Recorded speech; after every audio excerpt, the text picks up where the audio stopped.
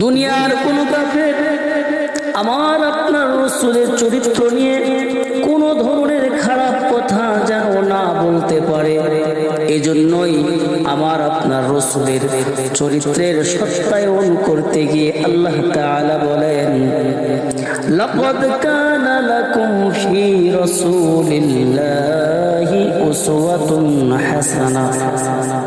আল্লাহ রাব্বুল আলামিন বলেন, অবশ্যই তোমাদের জন্য রয়েছে তোমাদের রাসূলের আদর্শ চরিত্রের মধ্যে উত্তম আদর্শ, উত্তম চরিত্র। আল্লাহ তাআলা আমার আপনার রাসূলের চরিত্র আদর্শকে উত্তম আদর্শ, উত্তম চরিত্র বলে অভিহিত করেছেন।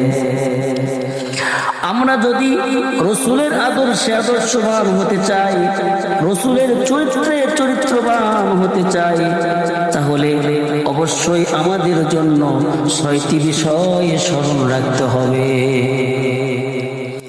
ওই ৬টি বিষয় থেকে একটি বিষয় লজ্জাস্থানকে হেফাজত করা।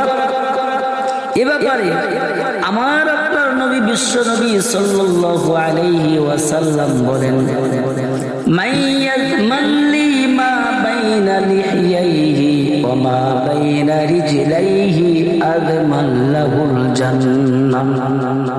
বিশ্ব নবী সাল্লাল্লাহু আলাইহি ওয়াসাল্লাম বলেন, আমার উম্মতের মধ্য থেকে কোন উম্মত যদি তার 2টি অঙ্গের জিম্মাদারি নিতে পারে, 1 নাম্বার 2 চোয়ালের মাঝখানে জিহ্বার হেফাজতের জিম্মাদারি যে নিবে, 2 নাম্বার 2 রানের মাঝখানে লজ্জাস্থানকে হেফাজত করার জিম্মাদারি যে নিবে, আমি রাসূল তার জন্য জান্নাতের জিম্মাদার হয়ে গেলাম।